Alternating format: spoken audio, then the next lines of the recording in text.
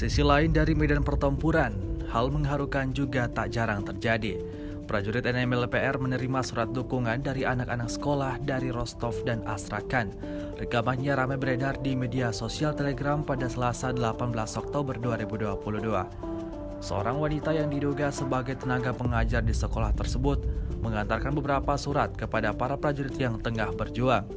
Mewakili para muridnya, seorang guru tersebut menyampaikan dukungannya terhadap para prajurit.